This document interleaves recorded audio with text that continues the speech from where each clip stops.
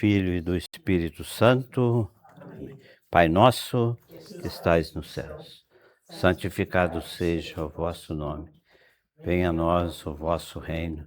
Seja feita a vossa vontade, assim na terra como no céu. O pão nosso de cada dia nos dai hoje. Perdoai-nos as nossas ofensas, assim como nós perdoamos quem nos tem ofendido. E não nos deixeis cair em tentação, mas livrai-nos do mal. Amém. Em nome do Pai, do Filho e do Espírito Santo. Amém. Uma boa noite a todos, sejam bem-vindos. Dando continuidade ao nosso estudo, hoje nós vamos adentrar no Evangelho de São João, né? Evangelho segundo São João. Lembrando que até agora nós vimos o Evangelho escrito, né, compilado por Mateus, Marcos e Lucas. Esses três evangelhos, né, são chamados de sinóticos, porque os três praticamente escrevem a mesma coisa, né, com as suas particularidades, com as suas definições, com os seus pretextos, né? Então a gente viu, né, como diz o Jorge, quem escreveu, onde escreveu, quando escreveu. Mateus escreveu para os judeus convertidos ao cristianismo, né? Isso é perceptível pela imensa quantidade de citações do Antigo Testamento que ele coloca no Evangelho, justamente para dar um embasamento, né, bíblico de que Jesus é o Messias, né, tão aguardado, mas que não foi acolhido, né, pelos judeus de uma forma geral. Então, Mateus vai usar da sua habilidade ali, né, para compor uma narrativa, dando, né, assim, oferecendo elementos, né, oferecendo argumentos para mostrar que verdadeiramente, né, Jesus é o Messias. Então, a gente viu, né, que a quantidade, né, de citações simplesmente mencionadas, outras ele inclusive transcreve para não ter perigo de deixar de ler. Depois nós vimos o segundo evangelista, né, o segundo evangelho, São Marcos. Ele escreveu Mateus, né, nós sabemos bem que Mateus foi um dos apóstolos de Jesus, aquele coletor de impostos, né, aquela pessoa maldita, né, aquela pessoa excomungada pela sociedade por conta do trabalho que ele realizava, que era um trabalho, né, de, de não considerar, né, a pessoa. A pessoa, né, não era digna de outra espécie de trabalho e ia ser coletor de impostos. Nós vimos que ele, né, tão somente ele, Mateus, coloca na relação dos apóstolos essa afirmação: Mateus, o cobrador de impostos, ou Mateus, o publicano. Isso os estudiosos, né, entendem que teria que ser ele para dizer isso, né? Ô, João Miguel, regressaram, boa noite, sejam bem-vindos. Boa noite. Tudo bom. Então, os outros, né, evangelistas não se achavam, né, assim, não seria polido, não seria educado, respeitoso chamar o sujeito de publicano. Então, mas ele mesmo, né, se auto-intitular, né, ele está reconhecendo a pequenez dele, né, a simplicidade de Mateus. Então, Marcos não é um dos apóstolos. Marcos vai compor o grupo, mas ele não é um dos apóstolos. Ele escreveu para pagãos, né, e ele vai organizar um texto onde as passagens do Antigo Testamento são raras, né, e a gente viu que ele dividiu o Evangelho em duas partes. A primeira metade, que vai até o capítulo 8, falando, né, mostrando assim, uma imensa quantidade de milagres, né, de prodígios, de coisas extraordinárias praticadas por Jesus. E essa questão, né, dessa multiplicidade de milagres é justamente porque Marcos quer mostrar. Se Mateus tinha por objetivo mostrar que Jesus era o Messias, Marcos tinha o objetivo de mostrar que Jesus é Deus, Filho de Deus. Nós falamos para vocês, Marcos capítulo 1, versículo 1, né, ele abre o seu texto com a seguinte frase, né, com o seguinte versículo: início da boa nova de Jesus Cristo, Filho de Deus. Ele já carimba logo, é Filho de Deus. E depois ele vai usar uma passagem que também está, essa passagem está em outros evangelistas, mas ele vai fechar, ele abriu falando que Jesus era o Filho de Deus, e ele vai fechar o seu evangelho no Calvário, aos pés da cruz, quando o soldado, né, que foi até ele para lançar, para quebrar-lhe as pernas, aquela coisa toda, quando ele viu, ele, né, ele disse: esse homem verdadeiramente era um filho de Deus. E quem é que falou isso? Que eu falei, o soldado. O soldado era pagão. Então, ele, né, por ser pagão, usa dessa estratégia de colocar o objetivo da sua narrativa na boca de um pagão. Ele usa esse contexto. Então, nós temos a primeira parte do Evangelho, muitos milagres, e na segunda parte, uma densa formação, né? Aquela catequese que nós falamos para vocês, que vocês têm a folhinha aí né, complementar para entender, né, o que aconteceu quando Pedro dá aquela resposta: tu és o Cristo, o Messias, o Filho de Deus. E aí Jesus vai dizer: você é agraciado, né? Você falou isso porque você deu ouvidos ao meu Pai. Então, e aí então ele começa, porque as pessoas tinham uma grande dificuldade de aceitar Jesus como um Messias.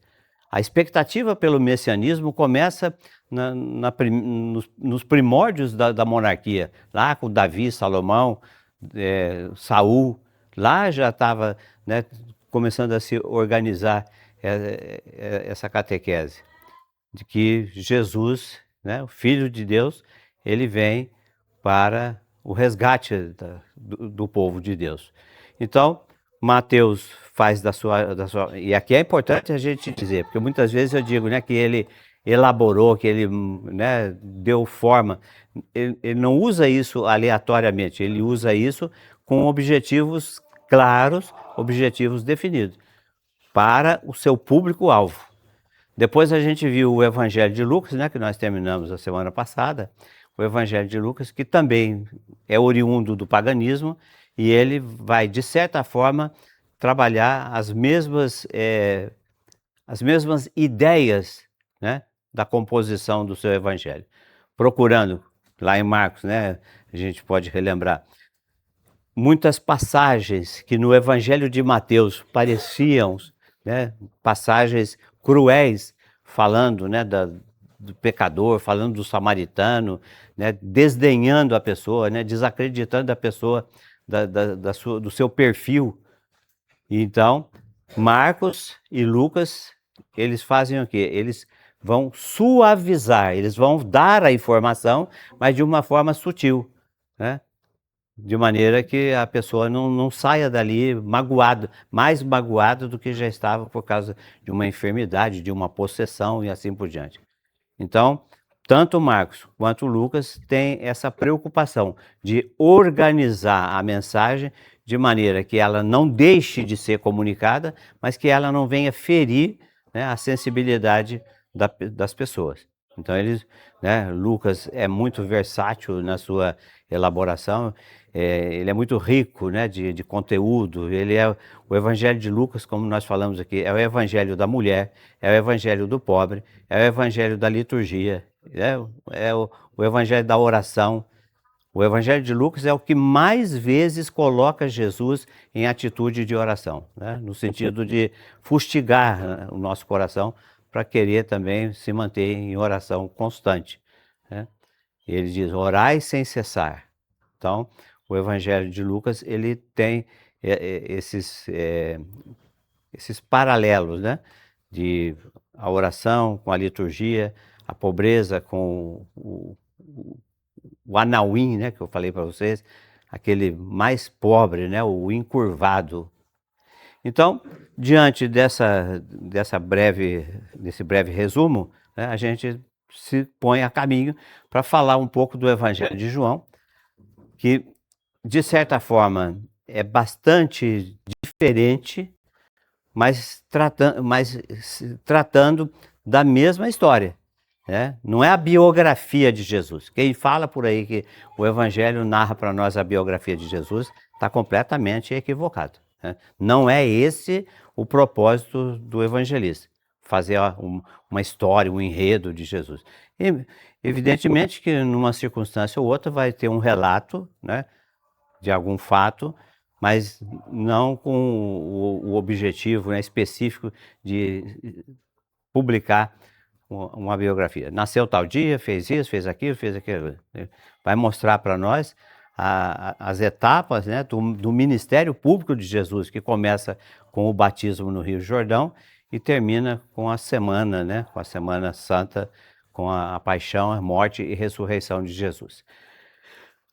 O evangelista São João, né, dentro daquilo que nós já colocamos anteriormente, que cada evangelista é identificado com um animal, né, com um personagem. Qual é o personagem de Mateus? Personagem do Evangelho de Mateus. Vai, João Miguel. Você deixou tudo lá em Pirassununga? O homem, né, o anjo, a figura humana. Por quê? Porque Mateus, ele começa o seu evangelho, lá, Mateus capítulo 1, versículo 1, né? Abraão gerou Isaac, Isaac gerou Jacó, Jacó gerou não sei o quê, até chegar lá, né, 14 gerações depois, ele chega lá, e Jesus deu à luz a seu filho, chamado de Jesus. Maria, né, dá à luz a Jesus. Então, o evangelho de Mateus é identificado teologicamente com a figura humana, né? Por causa dessa constatação. Mateus, justamente, né, para colocar de alguma forma que seja aceita com bastante tranquilidade pelos judeus convertidos, ele coloca 3 ciclos de 14 nomes, né? E todos eles, né, se referindo ao rei Davi, né? As três sequências da genealogia, né, com 14 nomes, porque, né, o nome Davi, vocês devem estar lembrados que eu falei aqui, que o judeu não escreve com vogais, ele escreve somente com consoantes. O nome de Davi era DVD, né? 4, 4, 6. 4 e 4, 8, com 6, 14. Então, na lista que Mateus coloca ali de maneira ininterrupta, né, nós vamos ter 3 ciclos de 14. O que significa o nome 3? O número 3? Totalidade, plenitude, perfeição. Então, Mateus quer dizer, com essas 3 linhas genealógicas, ele quer dizer que a genealogia de Davi, né, dá elementos, né, para formatar a genealogia de Jesus com todos os reis, todos os elementos que fazem parte dessa história. Então, Mateus começa com a genealogia humana, portanto, né, a figura que o representa é isso aí, aquilo que eu falei, isso aqui é lá da frente da matriz. Aqueles 4, né, aquelas 4 imagens que tem lá, é Mateus, do lado de um menino, um anjo, né, Marcos, do lado do leão, Lucas, do lado do touro, e João, do lado da águia, E esses animais, né, foram sugeridos para que fosse feita essa conexão, essa identificação do evangelista com esses personagens que são tirados do livro de Ezequiel e do livro de Daniel. São figuras escatológicas, né, que fala do final dos tempos. Então, Mateus, o homem, acabei de dizer, Marcos é o leão. Por que o leão? Porque ele começa a pregar no deserto, onde o animal habita, né, nas savanas do deserto. Então, Mateus, o homem, Marcos, o leão, Lucas, o touro. Por quê? Porque o Lucas começa e termina o seu evangelho no templo em Jerusalém. O que acontecia no templo? Acontecia, né, o sacrifício. O que era sacrificado? Os animais. E principalmente, né, os animais de grande porte, os touros, né, para aplacar, né, a vida do pecador. Então, isso aí a gente estuda lá no livro de Levítico, que fala, né, que existem vários tipos de celebração. É como nós temos celebração, né, da Santa Missa, sobretudo, temos celebração do batismo, celebração, e o povo também, né, o povo do Antigo Testamento tinha esses rituais que fala sobre essas oferendas, né? Os holocaustos, o sacrifício pacífico, o sacrifício de expiação. Então, o livro do Levítico é chamado, né? Não é à toa que é chamado de o catálogo de liturgia, né? Assim como nós temos na nossa igreja, né? O diretório litúrgico da celebração, que é um livro que tem na sacristia, que fala todas as informações a respeito da celebração específica daquele dia. É uma festa, uma memória, uma solenidade, que cor de paramento que usa, por que usa verde, por que usa vermelho, reza o credo, não reza o credo, reza... Então, todos esses detalhes, né, litúrgicos estão lá no diretório. O livro do Levítico, guardando as devidas proporções do Antigo Testamento, é ele que traz todas essas especificações e explicações. O Evangelho de Lucas, então, é o touro, porque ele começa, né, com a celebração, né, do incenso no templo. Depois ele termina no templo. Jesus sobe aos céus, né, e manda que eles permaneçam em Jerusalém. E como nós já falamos para vocês aqui, Lucas escreveu não somente o Evangelho, mas ele escreveu também, qual é o outro livro? Atos dos Apóstolos, né? Então vocês vão perceber que essas últimas frases do Evangelho de Lucas, né, falando que Jesus pede para eles permaneçam ali no templo, no livro dos Atos dos Apóstolos ele vai abrir com essa mesma preocupação. Permaneçam aqui, né, Jesus reunido com os seus apóstolos numa refeição, os apóstolos, né, dando sinais claros, né, de burrice, né, porque vai perguntar mais uma vez para Jesus: Senhor, será porventura que é agora que tudo isso vai acontecer? E aí Jesus fala: não, meu filho, não é nada disso, né? Porque só quem sabe isso é o Pai. Não cabe nem a mim, nem aos anjos. Portanto, permaneçam em Jerusalém, até que sejais, né, revestidos pela força do alto, que é o Pentecostes, e então sereis minhas testemunhas na Judéia, na Samaria e por todos os confins do mundo. Então, essa conectividade, né, deixa bem linkado o livro do Evangelho de Lucas com o livro dos Atos dos Apóstolos. É uma continuidade. Então, por isso, levando em conta, né, essa presença do povo no templo antes e no final, né, é simbolizada pela figura do touro, tá? E João, né? Qual é o elemento, né, que o identifica? A águia. Por quê? Porque a, a águia, né, é um animal, a gente costuma dizer, né, fulano tem olhos de águia, né? E o animal, ele sobe, né, a águia, quando ela está fazendo a sua caçada, ela sobe até ganhar, né, altitudes elevadíssimas, e de lá de cima ele foca a sua presa,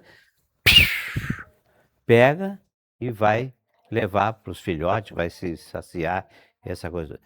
Mas o que tem a ver, Cássio, isso aí com João, a águia? É porque a teologia de João, né, é uma teologia particular, diferente daquilo que a gente já viu nos três evangelistas. Então é uma teologia, digamos assim, muito profunda, né? E ao mesmo muito elevada, né? Uma coisa quase que inatingível, colocando Jesus sempre, né, no alto, né, elevadíssimo.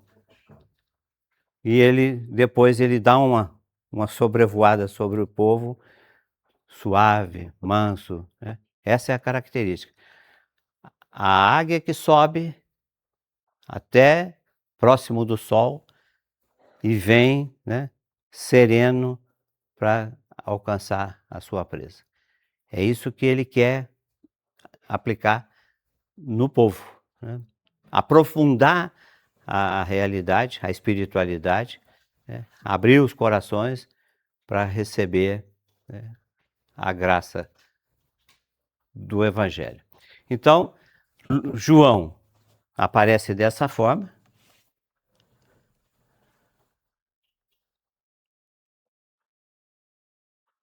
Aqui está.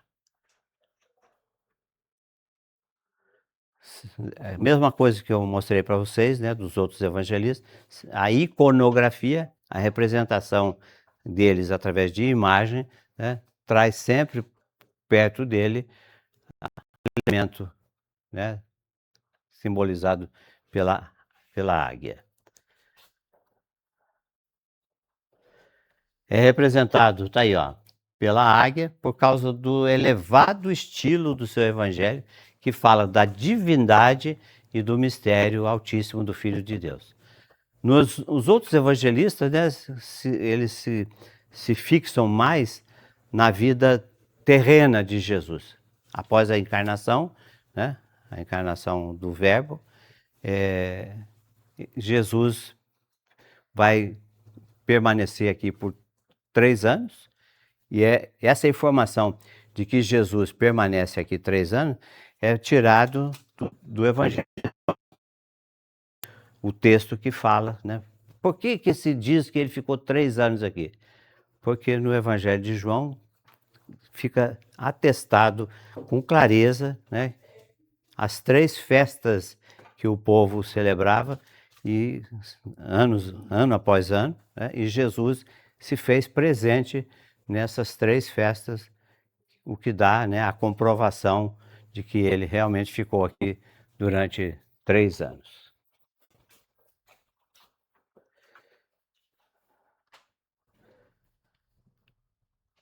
Alguma coisa de curiosidade sobre o personagem, né? João é filho de Zebedeu e Salomé, era um pescador do mar da Galileia, por onde Jesus, nós já vimos isso, né? Vocês já viram, já leram o começo da missão de Jesus, que ele vai caminhando e chamando, né, os apóstolos para seguir com ele. Aqueles que trabalhavam com a pesca, né, que estavam consertando, largaram tudo, largaram a família e foram seguir com Jesus. Jesus passou e o chamou para ser apóstolo juntamente com o Tiago e seu irmão. Então, aqui nós já temos, né, o grupinho formado. Pedro, Tiago e João. O grupo mais, né, mais próximo de Jesus. Quem é que vai com Jesus no Monte Tabor? Pedro, Tiago e João. Né? Pedro, João e Tiago eram irmãos, né? E Pedro, né, o momento em que ele é chamado. João era chamado de o discípulo amado. Né? Tem muitas controvérsias sobre esse apelido, né, de discípulo amado. Conjecturas, né, dos historiadores. Por causa ele era o mais jovem, ele era um garotão, né, era um adolescente quase. E ele, né, se recostava em Jesus, se apoiava em Jesus, sentava perto dele, né, como se Jesus estivesse dizendo, deixa vir as minhas criancinhas, né? Ele ali está representando esse chamado. Então, por isso que os historiadores, né, os exegetas, deram a ele essa identidade, né? O discípulo amado. Não é que Jesus não tenha amado os outros, né? Mas é aquela identidade, aquela afinidade, né? Aquelas particularidades que unem as pessoas. Ele começou a seguir Jesus quando tinha 19 anos, foi testemunha de toda a missão de Jesus, desde o início até os últimos instantes, fala da vida eterna, a divindade, aquilo que eu falei. A diferença básica do Evangelho de João para os outros evangelistas é isso, né? Que os 3 evangelistas sinóticos, eles vão se preocupar muito com questões da vida, né, terrena de Jesus. E João vai estender né, esses elementos, esse conhecimento para a vida eterna, né? Por isso que ele que fala, eu vos ressuscitarei no último dia, vocês estarão comigo até o último dia. Fala muito, né, dessa transição da vida terrena para a vida eterna, né, para a santidade. Ele fala da vida eterna como uma realidade já presente na Terra, né, na pessoa de Jesus. Com o que ele contribuiu na Bíblia, né? 4 livros, 3 cartas. A primeira carta ainda tem um conteúdo, um volume significativo, mas a segunda e a terceira carta parece um bilhete, né? Vocês já devem ter visto na Bíblia de vocês que não enche uma folha, né? Não enche uma página, perdão. Agora, a primeira carta é bastante, né, rica e traz muitos elementos, né, assim, que a gente começa a perceber. Quando a gente faz o estudo, né, muita coisa que passa batido quando a gente está lendo sozinho, quando a gente está lendo simplesmente a reflexão, né, em cima daquela palavra, que é aquilo que eu tenho dito para vocês. Nós estamos aqui tentando, né, oferecer para vocês os elementos necessários, né, para entrar na história da salvação. E tem também o momento em que a gente vai se aprofundar na espiritualidade com o texto bíblico. Nesse momento, né, não interessa para nós quais eram os limites da terra prometida com o mar. Não, isso aí são elementos, né, de geografia, histórico, que a gente precisa conhecer, principalmente para ter certeza de que os fatos, né, aconteceram de verdade. Não é história da carochinha, não é conto de fada. Não é aquela história. Era uma vez na Floresta Encantada uma mulher e 7 anãozinhos. Né? Não é isso aí. Então, João traz essa profundidade. Né? Ele vai enraizar. É isso que a gente está estudando. Perdão, nós estamos celebrando há 3 semanas as parábolas de Jesus. A parábola do semeador, a parábola da semente de mostarda, a parábola do pescador. Ontem, né, nós vimos mais é exatamente isso aí, né? Nós temos que mergulhar nesse texto com esse conteúdo de vida, a promessa da vida eterna. E uma coisa que a gente vai mostrar para vocês, né? Algumas palavras que são identificadas, mostrando como que era o vocabulário de João quando ele escrevia. Vou dar um exemplo para vocês. A carta aos Hebreus, até hoje, ela vem carregando aí um desentendimento entre os historiadores quanto ao autor. Até 1950, mais ou menos, a igreja acreditava que a carta aos Hebreus era de São Paulo. Inclusive eu tenho missal, né, missal dessa época, da década de 50, 60, que traz lá na liturgia. Leitura da carta de São Paulo aos Hebreus. E a igreja já vinha de longa data estudando, né, os elementos que pudessem realmente confirmar se era de São Paulo ou não. E uma das características que eles, né, analisaram foi o vocabulário, o uso de mesmas palavras. Né? Nós temos isso, cada um de nós tem um vício de linguagem, de falar alguma coisa, sempre que vai falar. Lembra do Pelé? O Pelé tinha, né, nem entende, né? Nem entende. Então aquilo, inclusive, virou meme, né? Falava isso. Paulo tem as suas palavrinhas preferidas. João tem uma fixação pelo verbo permanecer. Se a gente pega o capítulo 15 do Evangelho de João, do versículo 1 até o versículo 9, João fala 9 vezes a palavra, né, o verbo no infinitivo ou conjugado. Depois isso aparece nas cartas, até mesmo nas cartas minúsculas, né, aparece permanecer. A outra palavra que João tem um grande apreço, verdade. Onde que está escrito, eu sou o caminho, a verdade e a vida? No Evangelho de João.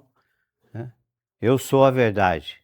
Né? Conhecereis a verdade e a verdade vos libertará. Então, é bonito, é interessante a gente, né, perceber isso aí, né? Como é que ele trabalha o vocabulário dele. Então, mais alguma coisa aqui sobre o autor. Tradicionalmente aceita-se como autor desse evangelho o discípulo amado, figura o discípulo amado foi identificado com o apóstolo João por conta das circunstâncias, né? É um dos 12, um dos mais próximos de Jesus e também de Pedro. Então ali nós temos praticamente os dois opostos. João, né, jovenzinho, adolescente, né, e Pedro, o decano, né, o mais velho. Então, e aí, né, inclusive uma coisa que a gente sempre ouve nas homilias, nas reflexões, quando é comunicado que Jesus ressuscitou, quem é que saiu correndo na frente? João, né? Ágil, lépido, né? Na flor da idade, mas ele não entra no túmulo, ele espera, né? Isso é para demonstrar o respeito, né, interpessoal. Então, ele chegou primeiro, mas ele se conteve e esperou, né, que Pedro chegasse para continuar, né, o acontecimento. Então mostra, né, e ele está sempre fazendo parte. Tiago, João e Pedro. Tem outras passagens que mostram, né, que eles são chamados a participar dos acontecimentos ao lado de Jesus.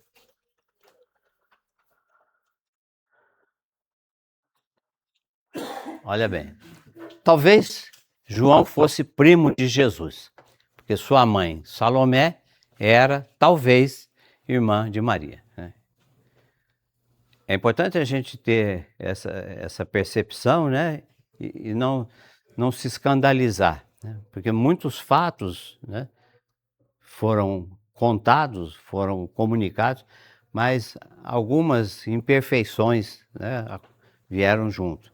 Então, os historiadores tentam, né, fazer o cruzamento genealógico, a interpolarização ali das pessoas, para ver quem é parente de quem. Então, mostra, né, os escritos mostram que ele era filho de Salomé e era, né, talvez irmã de Maria. Salomé, irmã de Maria. Então, essas são as passagens. Vamos ver uma delas aí. Mateus 27. Pega aí. Mateus 27.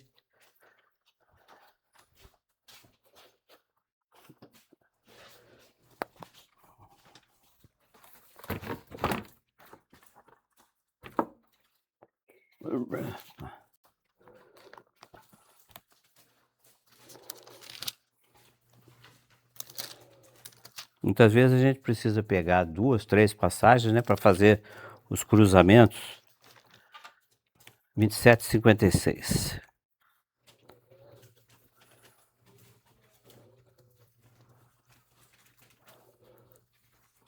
Acharam? Então, daí, né? Vou pegar aqui do versículo 54 para baixo.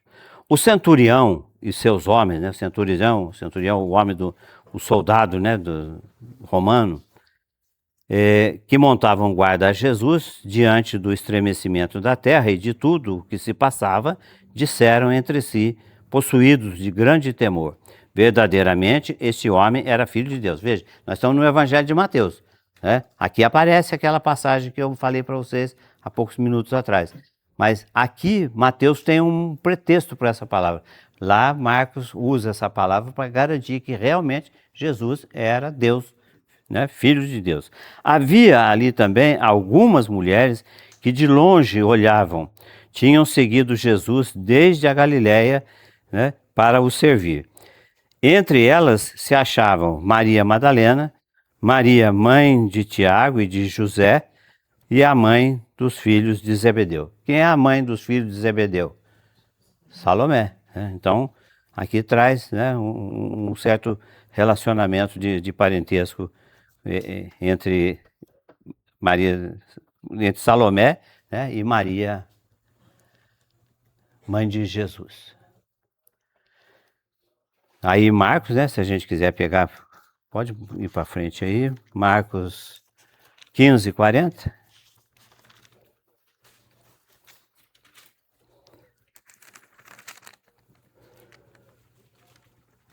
Pegando aí a partir do 15:38 de Marcos, ele diz assim: o véu do templo rasgou-se então de alto a baixo em duas partes. O centurião que estava diante de Jesus, ao ver que ele tinha expirado, né, assim disse: este homem era realmente o Filho de Deus. Achavam-se ali também umas mulheres observando de longe, entre as quais, né, ele diz aí, Maria Madalena, Maria mãe de Tiago, menor, e de José, Salomé, que o tinham seguido e o haviam assistido quando ele estava na Galiléia, e muitas outras que haviam subido juntamente com ele a Jerusalém. Então, primeiro, que o nome Maria, né, que nós temos traduzido para Maria, originalmente é Miriam, né? E esse nome, ele admite, né, vários significados e algumas variações com uma mexida nas letrinhas ali. Por exemplo, o nome de Jesus. A palavra central é Yoshá. Né? Desse nome deriva o Jesus, o José, né? Tem um outro nome que também é derivado, né, de Yehoshua, mas um deles é Jesus, né? O restante é parente, porque até hoje, né, quais são os nomes mais corriqueiros? Maria e José, né? Mais comum, né, a pessoa. Né? Então, naquele tempo não era diferente.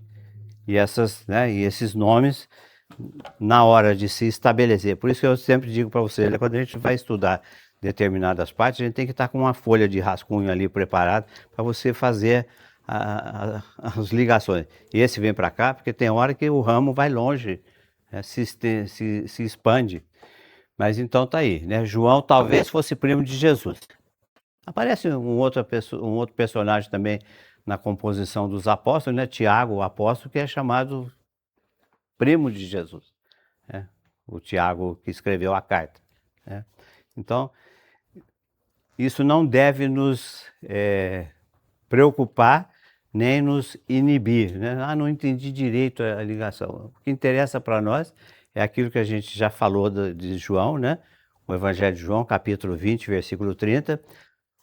Se fosse escrever tudo, né, o que Jesus fez, daria uma biblioteca, né, universal. Então, tem muita coisa que está além do alcance da história, né, dos relatos de exegese, né, de análise bíblica. Vamos lá.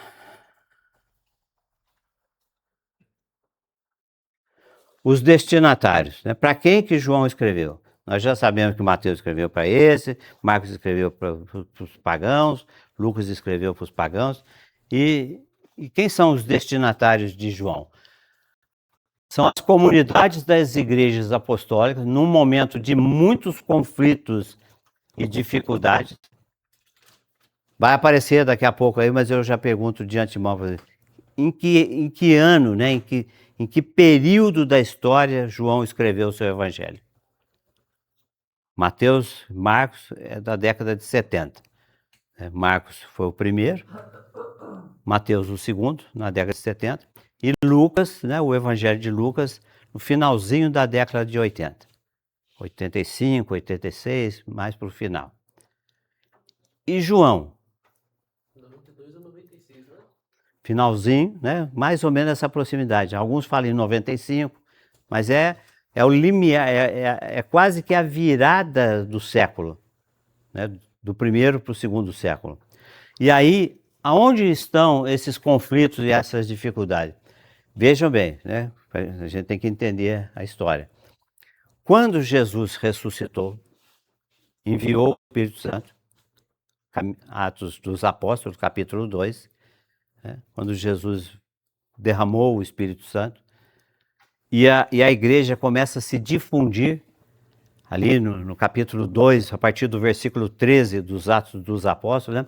Pedro, depois de ter sido encharcado do Espírito Santo, ele sobe no púlpito, né? Numa caixa de maçã, né? Que estava caída por ali, e começa a falar, né? Vocês, homens de Israel, judeus, o que chama atenção? O que chama atenção, que eu sempre faço questão de despertar. 50 dias atrás, que o Pentecostes, 50 dias, né? 50 dias atrás, esse homem, Pedro, estava lá na fogueira ali, quando Jesus é trazido, né, prisioneiro diante de Caifás, Anás, de Pilatos, né, aquele empurra, ninguém quer saber de abraçar a responsabilidade. Pedro, né, fala que, não, eu não vou te deixar, Senhor, eu vou contigo. Onde o Pedro, o galo vai cantar, você já vai estar ter me negado 3 vezes, né? Então, Pedro era meio fanfarrão, né, meio pavio curto. E aí ele vai acompanhando, né, a distância até chegar lá no pátio do palácio, onde tudo estava acontecendo. Vai lá, uma funcionária passa por ele, ele também está junto. Eu não conheço, não sei quem é. De novo, 3 vezes ele nega Jesus. Acovardado, temeroso, né? Tava junto com o Senhor, e ele, né, um fracote. 50 dias depois, no Pentecoste, né, permaneçam, olha a frase que nós falamos agora há pouco, permaneçam aqui em Jerusalém, até que venha sobre vocês a força do alto, para serem minhas testemunhas. E Pedro agora, no capítulo 2, versículo 13, ele está nessa condição, encharcado da força do alto, né, e vai anunciar Jesus. E quando ele começa a falar, né, vai falando, vai se inflamando, né, ele vai mostrando que Jesus, né, é verdadeiramente o Filho de Deus, veio ao mundo, morreu por nós, ressuscitou, voltou ao Pai e vai retornar. Esse conteúdo é chamado de querigma ou querigma, né? Jesus é verdadeiramente, eu estou falando a minha sequência aqui, né? Aí vocês vão encontrar várias vezes, né, esses elementos. O reconhecimento de que Jesus é verdadeiramente o Filho de Deus, que ele veio ao mundo para salvar a humanidade, morreu, ressuscitou, subiu aos céus e vai voltar. Esse elemento vai voltar, né, gera uma expectativa, uma esperança, porque o povo está miseravelmente, né, assim, sofrido sob o Império Romano. E já vivendo também, experimentando algumas rusgas com os judeus. Por quê? Porque os cristãos, né, que ainda não estavam sendo chamados dessa forma, os seguidores de Jesus, se reuniam no templo para orar. E lá no templo eles falavam de Jesus. E por falar de Jesus na casa do judeu, eles foram banidos e perseguidos. Né? Sem contar que nesse período, desde o ano 64, o mundo estava sob a loucura de Nero, né? Que mandou tocar fogo em Roma para construir uma nova cidade. E quando a coisa esquentou a chapa, né, vieram para cima dele, né, e aí os auxiliares deles, né, os bajuladores, fala que foram os cristãos, fala que foi o povo de Deus que queimou. E aí então, exatamente, né, ano 64 depois de Cristo, dá início à cruel perseguição do Império Romano. Vão se sucedendo os imperadores, cada um mais, né, mais piorzinho do que o outro, né, uma coisa de louco. Então, o que estava acontecendo é o seguinte, esses conflitos, né, que eles passaram a enfrentar. A hostilidade dos judeus, que não mais permitiam que eles fossem ao templo para rezar. Eles tinham que se reunir aonde? Nas catacumbas, nas cavernas, escondido, né, longe da perseguição. Perseguição dos judeus, a perseguição do Império Romano, o período que vai, né, da década de 80 até o finalzinho da década de 90, é um banho de sangue. Na verdade, a extensão é maior. Ela começa no ano 64 e vai até o século IV, a perseguição do Império, né? E muitos imperadores, né, na sucessão, conseguiam ser mais cruel do que o antecedente dele. Então, o conflito, gente, está da seguinte maneira. Esse povo que começou a seguir Jesus, que ainda não estavam sendo chamados de cristãos, né? Aliás, de católicos, né? Já eram chamados de cristãos, eles estavam buscando esperança naquele final do querigma que eu disse para vocês. Morreu, subiu ao céu e vai voltar. E eles se perguntavam, cadê? Cadê esse homem que falou que ia voltar? Olha onde é que nós estamos. Nas mãos, né, dos perseguidores. Olha a nossa situação. E muitos, né, foram sendo alcançados pela desesperança. E aí surgem, né, os conflitos e as dificuldades. Então, o evangelho escrito por São João busca trazer, né, resgatar elementos, né, de consolo para o povo. É a mesma coisa que vai acontecer no livro do Apocalipse. Todo mundo, né, todos nós, eu já tive nos meus tempos, né, uma impressão errada do livro do Apocalipse, achando que era isso, que era aquilo, né, preocupado simplesmente com as coisas excepcionais, os 4 cavaleiros, não sei o quê, o dragão, 7 bocas, não sei o quê, o chifre na cabeça, né? As pessoas falavam em Apocalipse, era uma loucura, né? Só vendo coisas, né, na penumbra. E o livro do Apocalipse, na verdade, é chamado o livro da esperança. Não é o livro do terror, do temor, nada, é o livro da esperança. A única coisa que acontece no livro do Apocalipse é que, por causa dessa perseguição sanguinária, por conta desse sufoco que eles estavam enfrentando, João não, né, sabiamente, né, iluminado pelo Espírito Santo, ele vai escrever alguma coisa criptografada, né? A gente, no WhatsApp, vem lá, né, foi tudo criptografado. Então, João escreveu o seu livro, né, com palavras codificadas para poder, né, levar a esse povo fustigado pelos conflitos e pelo sofrimento, pelas dificuldades, fala, aguenta firme, espera que vai melhorar, né? Qual é a última palavra do livro do Apocalipse? Maranatá, vem Senhor Jesus, e vem logo.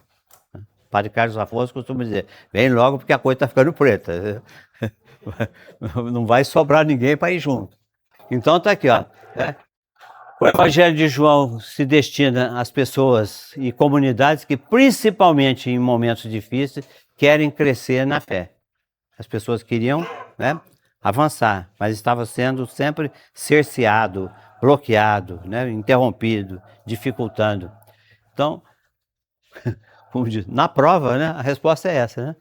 Para quem que ele escreveu? Para comunidades que viviam um momento difícil, porque já tinha passado, o querigma começa a ser anunciado no ano, né, quando Jesus morreu e ressuscitou, no Pentecoste. Então já faz um bocado de tempo que as coisas, né, estão caminhando. Deve estar chegando a hora. Essa é a resposta. É um roteiro preparado com grande esmero, né, um projeto de vida cristã, né, um projeto de eclésia, né, igreja.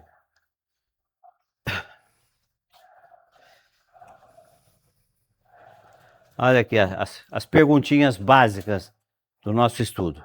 Quem escreveu? Quando escreveu? Escreveu. Tá aqui, ó. Quando escreveu? Foi escrito por último, como diz ali o João Miguel, né? Por volta do ano 90 depois de Cristo. Isso aqui é importantíssimo, olha. Por que que o Evangelho de João é tão diferente dos outros evangelistas? Porque João, quando escreve o seu evangelho, já na última década do primeiro século, ele parte do pressuposto que o que Mateus, Marcos e Lucas escreveram teria sido suficiente para trazer elementos a respeito de Jesus, né, que ele poderia, né, deixar aquilo como já consumado e partir para essa nova etapa, né? A preocupação com a vida eterna, a preocupação com a volta, né, para o seio de Deus. Ele foi escrito por último, parece supor que os seus leitores já conheciam os fatos escritos sobre a vida de Jesus, que não é biografia, são fatos relacionados com a sua missão, com o seu ministério, né? Por isso ele já parte dali. Ele não fala nada do batismo de João no Rio Jordão, ele não fala de Jesus enfrentando as tentações, ele já começa numa dinâmica diferente, né? Ele parte do pressuposto que, não, com o que vocês já têm, eu posso acrescentar agora, né, um conteúdo mais detalhado.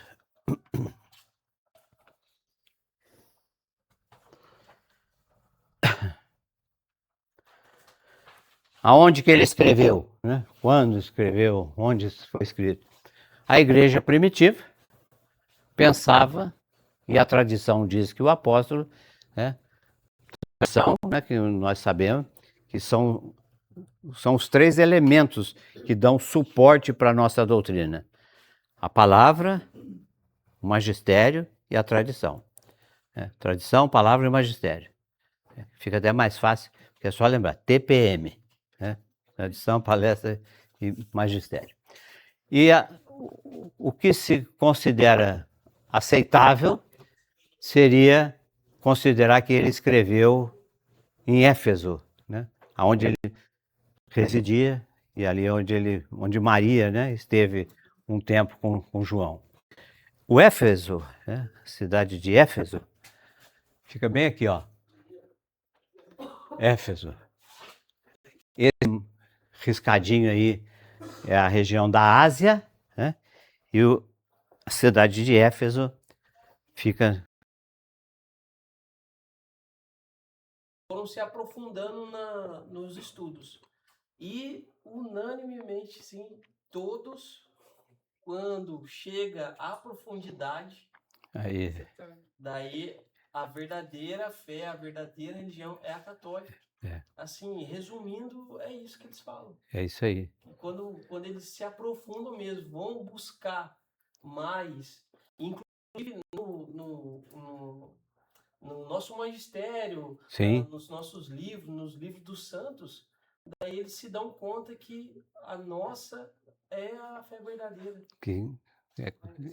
Isso acontece muito, inclusive, né, naquele livro foi muito bem divulgado, né? Todos os caminhos levam a Roma, né? Aquilo é uma maravilha, aquilo é isso aí, é um pastor protestante, né, que ele vai questionar um ponto de doutrina dos protestantes e depois ele vai aprofundar, né, a pesquisa dele, deixou todo mundo maluco. Por quê? Porque ele partiu do princípio, se é, né, para o evangélico viver somente o que está na Bíblia, aonde na Bíblia está escrito isso? Que é para viver só pelo que está na Bíblia. Então ele deu um nó na cabeça do povo, né? E depois ele vai passando por vários pastores, né? A esposa mais arraigada, né? E ele já começou a bambear a perna. Depois esse homem foi celebrar na capela particular do Papa no Vaticano, né? Reconheceu que realmente né? Era tudo, né, uma questão de ego, né? A nossa doutrina, a nossa... Brincadeira. E o senhor casou naquela hora, o senhor acha que ainda tem algum lugar no mundo que não conheceu falar ou ouviu falar de Jesus? Tem na África, tem locais ainda muito... Existe, não é uma coisa, né, exorbitante, mas existem pequenas comunidades, né, que ainda a mensagem não chegou até eles, né? Aqueles grupos, né, que às vezes a gente vê na televisão, fechado, isolado, né, escondido atrás de floresta. Então, sabe o padre Leonardo? Não conheço. Leonardo Padre? O padre Leonardo, depois eu passo para a senhora. Tem uma história dele no Guto, sabe aquele Santo Flow? Que ele foi em missão para a África e eles foram atrás de locais que nunca tinham chego. É muito legal. Com certeza. E eles pretendem voltar, porque tem muitos locais ainda Sim, que não conseguiram chegar até lá. Lá eles ainda fazem esses rituais. Sacrifício, né? Casamentos múltiplos, né? Sim. Que horas são? Ai, tá quase terminando. É muito legal. É muito Acabou o foco do mimeógrafo. O que aconteceu com ele é muito legal.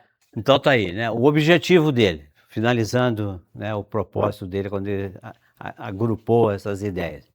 Estes sinais, sinal é uma palavra também específica do Evangelho de João.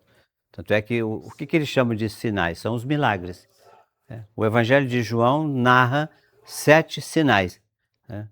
7, plenitude, é aquilo que eu tenho dito para vocês. Está escrito 7, significa tantos quantos, né, eu quiser. Né?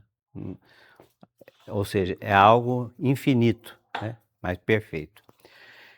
Estes sinais foram escritos para quê? Para que creiais que Jesus é o Cristo, o Filho de Deus, e para que, crendo, tenhais a vida no seu nome. Ou seja, você não precisa ir atrás de mais nada, de saber o que Jesus fez, o que Jesus deixou de fazer. Pega o que ele permitiu relatar no Evangelho e aplica. Eu já devo ter comentado com vocês aqui, mas o Dom Aloysio Lorscheider, né, quando ele assumiu aqui a Diocese de Aparecida, numa das primeiras visitas pastoral que ele fez na Paróquia São Francisco, na época eu participava lá, estava numa euforia com uma Nossa Senhora Chorona, né, na região próxima de Campinas, Videiras, ali próximo de Campinas. E era uma coisa de louco. Aqui em Guará, nas paróquias, estava toda ensandecida, fretando ônibus, organizando, né, excursão e vamos, não sei o quê. Uma coisa de louco. Aí ele veio, né, com aquela mansidão dele, com aquele zoinho de juiz de ping-pong, né? Ele ficava assim, discutindo. Aí ele falou, né? Perguntaram para ele o que ele achava. Ele falou: o que eu posso dizer é o seguinte: Maria é chamada a mulher do silêncio. Não é isso que vocês falam? Maria é a mulher do silêncio. Então, né, o que esse povo está fazendo é fazer de Maria uma tagarela. Né? Porque é um tal de falou isso de manhã, é um tal de falou isso de tarde, falou de noite, falou não sei o quê, e chorou de um lado e chorou do outro. E saiu bolha e não sei o quê. Né? Nossa Senhora, pega aí, imagem de Nossa Senhora que chora, tem 200 milhões, né? É uma coisa absurda. O povo é carente desse tipo de coisa, é horrível de falar disso, né? Porque a pessoa fica se apegando a essas borbulhas, né? Desse boato, esses fakes, aquela coisa toda. Aí ele simplesmente disse o seguinte, para resumir a conversa, ele falou assim: vocês já tiveram a satisfação de localizar as passagens da Bíblia onde Maria falou alguma coisa? Não, sim. Quantas foram? Né? Eu não sou digno, como é que é? Na anunciação do anjo, né? Depois na boda de Caná fazer tudo o que ele vos disser, e assim por diante, né. Ele falou, lanço um desafio. Se você, olhando a passagem, conseguir, né, reconhecer verdadeiramente que você está aplicando aquela palavra em você, né, principalmente a boda de Caná, faça tudo o que ele vos disser. Vocês estão fazendo tudo o que o filho de Maria quer? Não, então para de fazer fofoca na vida de Maria, né? Maria continua sendo a mulher do silêncio. Maria não é essa tagarela, essa fofoqueira que vocês estão fazendo aí, né? Isso é falta de bom senso, né? Nossa, até hoje, né, todo dia tem a palavra, Maria falou de manhã, falou de tarde. Não estou desacreditando, porque a igreja não nos obriga a crer nessas coisas. Essas revelações que não foram reconhecidas, não nos obriga a compartilhar. E são raras, né? Lourdes, Fátima, Guadalupe, agora, né? Nossa Senhora da Paz, Rainha da Paz. Então, são pouquíssimas ocasiões em que a igreja, né, admite que de fato, né, aconteceu algo de extraordinário. Tem documento da igreja, né, para orientar os padres, né, os leigos, quanto o que você tem que observar quando uma pessoa começa a falar que tá dialogando com Maria, a credibilidade da pessoa. Normalmente é aquela pessoa que experimentou vidas, né, esotéricas, pessoas que são cheias de pensamento de ET, né? Aí ela consegue, mas é complicado. Mas pode procurar na internet que né? Eu só até hoje, né? Mas essa de Campinas, né? Louveira, a cidade, né? Louveira, né? Isso, foi lá que, na época era lá que a coisa estava incendiando. Logo depois apareceu a Nossa Senhora da Vidraça, né? Numa construção, lembra, Vanilson? Numa construção de um prédio, não sei que cidade aí, depois que foi assentado os vidros da janela, né? Quando foi lavar, limpar, ficou uma mancha, né? Na hora de limpar, né? E um iluminado, né, passou, Nossa Senhora está aparecendo aqui para nós. No dia seguinte, o que tinha de carrinho de pipoca, carrinho de sorvete, né, algodão doce, bexiga, né? E tinha gente que vendeu a alma para ir lá. Dá para viver com De São José é mais conhecido, a escada, né? Ah, sim. Onde que fica a escada? A escada em Roma. Em Roma? Em Roma. Quase não tem. Vamos lá. O objetivo é. Está na hora? Tá. Já deu? Que horas são? 13? Eu tenho que fazer até as 9, que é para ganhar o dia cheio.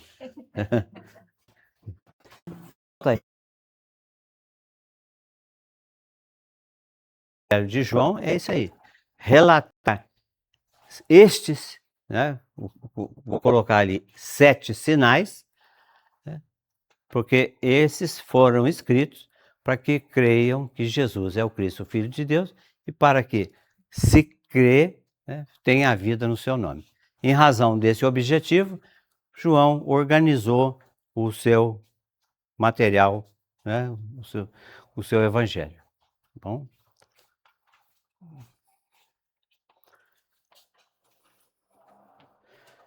Aqui um comentário, né? Martinho Lutero se expressou dessa forma: nunca na minha vida li algum escrito com palavras mais simples, entretanto, palavras inefáveis, né? O que é inefável? Aquilo que não se compreende, né, de sopetão, né? Isso é Martinho Lutero. Sobre o Martinho Lutero, né, de repente as pessoas falam, pô, só falando de nós, vai botar um exemplo, porque na verdade, né, eu não sou luterano, mas Tem uma coisa de Martinho Lutero que eu sempre faço questão de destacar, que, na verdade, né, o propósito de Martinho Lutero nunca foi aquela baderna reformista, né? Tanto é que um dos principais livros de Martinho Lutero é um comentário que ele fez sobre o Magnífica, né? Um livro onde ele fala dezenas de vezes, né? Maria, nossa mãe, Maria, mãe de Jesus, né? E esses evangélicos de garagem aí, de fundo de quintal, não conhecem, né, a doutrina verdadeira, o conteúdo verdadeiro, e fica aí se manifestando, chutando imagem, né, fazendo escracho com a gente. Mas ele não sabe, né, que Maria, né, era muito respeitada, né? Lutero respeitava muito, ele se pronunciou também com relação aos dogmas de Maria, né? Então é interessante conhecer um pouco, né, do que está em torno, né? A importância, né? O Evangelho de João é o Evangelho espiritual, aquilo que eu falei. Mateus, Marcos e Lucas se preocuparam mais com a vida terrena de Jesus, né, com a sua atividade nesta terra, né? E depois João vai colocar a ação de Jesus transcendental, né, além do limite, devido aos amplos voos de águia a contemplar o mistério feito carne, né? Transporta lá o animal focando a sua presa, né? E João, né, com a águia, visando o evangelho, né, subir, buscar elementos assim profundos, né? E depois ele vem numa mansidão, numa simplicidade, facilitando o acolhimento da mensagem. Para terminar.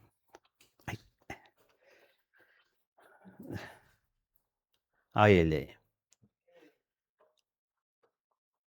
Voltando, né? Que é um reforço da ideia. O Evangelho de João nasceu em meio a muitos conflitos, nasceu aos poucos, fruto de muita reflexão, né? Porque ele fica mais para o final do primeiro século. Reflexão, muitas lutas, conquistas e fé. Demorou cerca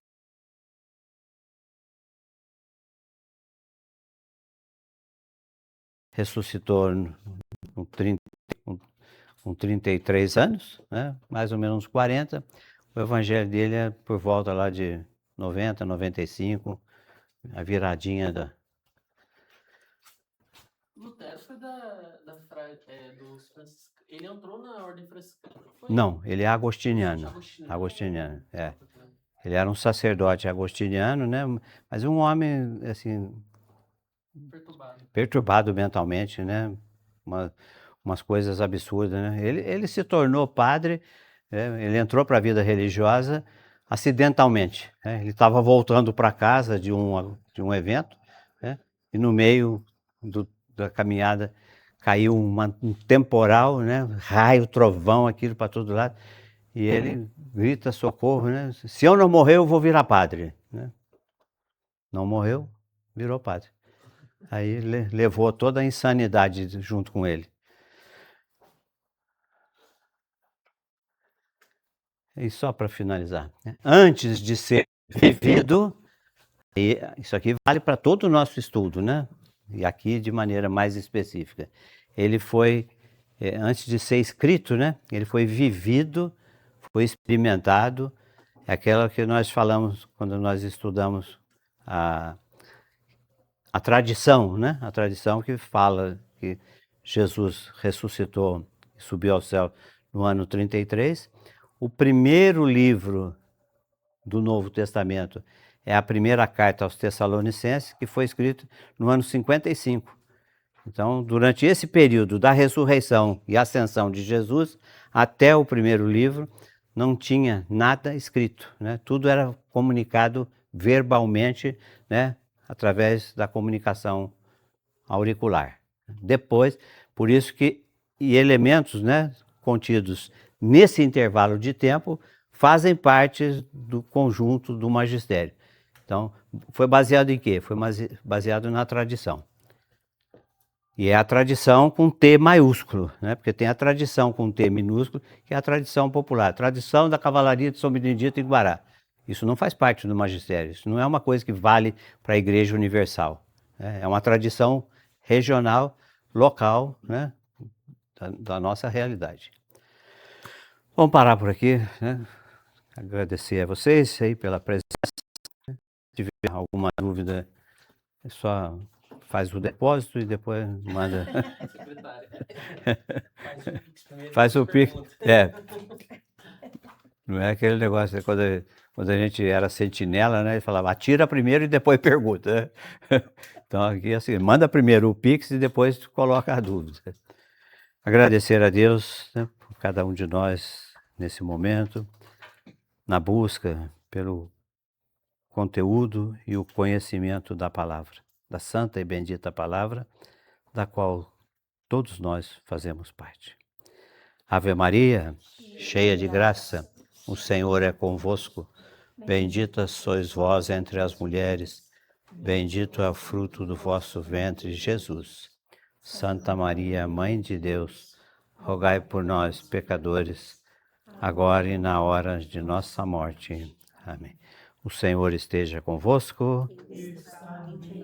Por intercessão de Nossa Senhora de Loreto, desça sobre vós a bênção do Deus Todo-Poderoso, Pai e Filho e do Espírito Santo. Amém. Uma boa noite. Muito obrigado pela companhia. Sim. Tem como colocar uma mensagem no Pix? O que você quer comunicar? Vocês pegaram essa folha aqui da... Nós perdemos 2 ou 3. Só tem o quê?